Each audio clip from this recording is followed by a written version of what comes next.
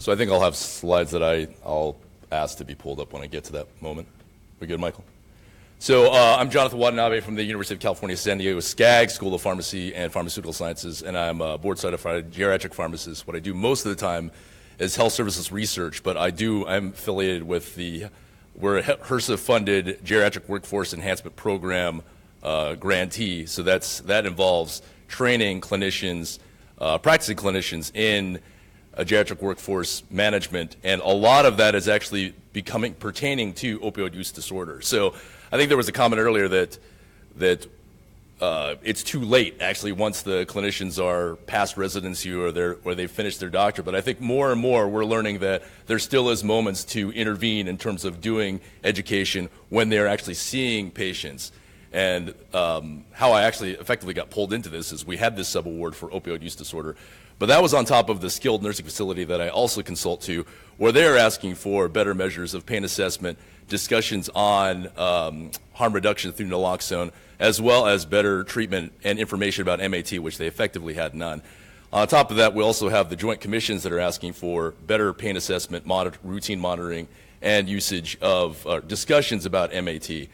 And I think that there's some discussion on how do you mandate this, and there's certain states where they're actually going to, that all nurses, pharmacists, and physicians, in order to sit for the licensure boards, that they actually need to have training in opioid abuse as well as behavioral treatment and opioid treatment. So I think that there are some levers that are starting to be pulled in terms of what we can do to better improve this. So most of the time I'll be speaking here. How much time do I have already? I think I've burned a lot. Yeah, about education, analytic. I think the things that pharmacists are asked about, but I think it does speak to where the gaps are, is education, analytics, and I think access. So first on education is that we're constantly bombarded with questions about getting more information about opioid use disorder, about naloxone, as well as starting to be asked more about MAT. And in fact, many pharmacists that I speak with, they're curious why they're not asked about it more when they dispense as many high-dose opioids as they are. That discussion isn't more frequently kind of brought to their attention. And so there really is this two-way where there's a tension between, hey, they're asking pharmacists to actually give more information, but at the same point, I think we need to get more providers that are speaking to us about it. And I think now we can do a slide. I think this is Halloween, so this will be the scary slide, and then we can go to the treat slide. So this was a study where they actually looked at the available demand versus treatment, and this is a little bit historic, but I don't think this has markedly changed. I think, if anything, it's accelerated.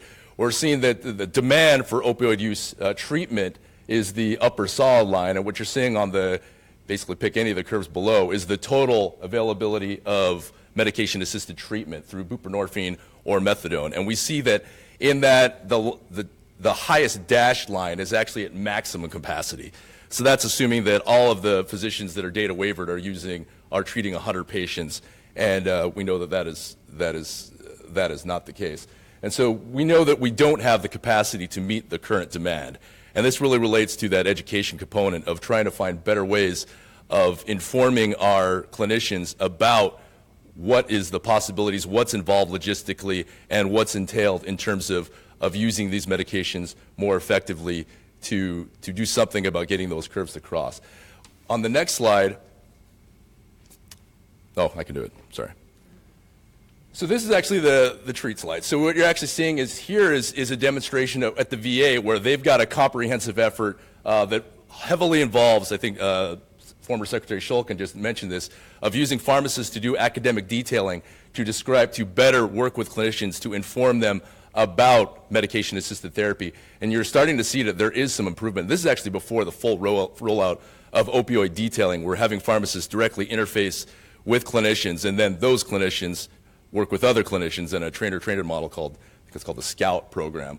But you're starting to see that we can move the needle in terms of improving access to MAT with systematic programmatic education programs with some scale. And there is explicitly, I think it's called a lot of my colleagues work on this program, and I'm less familiar, but I think it's called the BIV, the buprenorphine in the VA program, where they've got SharePoint, monthly dashboards, and webinars to inform providers better about MAT. So I think that, if anything, this should accelerate in terms of what we can do in terms of reach. But there really is. I think that we've got kind of, it really comes down to stigma. I was talking to somebody else about where stigma lies, and I think it's not only with the patients, it's also with the providers. In certain circumstances, it's even with pharmacists that aren't exactly aware of if they should be stocking it, when that dialogue should be had in terms of MAT.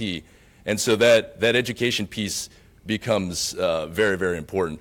I think I mentioned analytics become very important. That's what we're routinely asked is what is our monitoring program for pain assessment, for opioid usage, and what's the availability of naloxone or MATs when for facilities that are looking to apply them.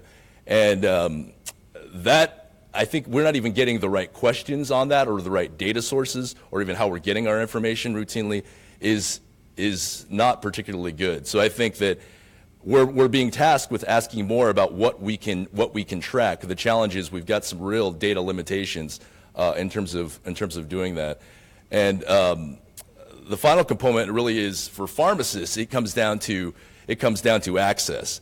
But this is, I think that we've got a situation that, particularly in rural underserved areas where they have difficulty reaching the healthcare system, is where some of your real flashpoints of the opioid use disorder lie, and trying to find better mechanisms of reaching those patients. And just a historical, it's how I think now we're very much used to immunizations being given by pharmacists at pharmacies. That was actually a process that was unveiled when they looked at public health data in the state of Washington, seeing that there was, where the immunization rates were the lowest, were in these rural areas. The only thing that could be found effectively were pharmacies. So if we can find, through these better access points of trying to go to where the patient need is, in terms of better utilizing community care clinics or pharmacists, I think that's something that makes a lot of sense. And it's being looked at. I think they've done some studies in Australia.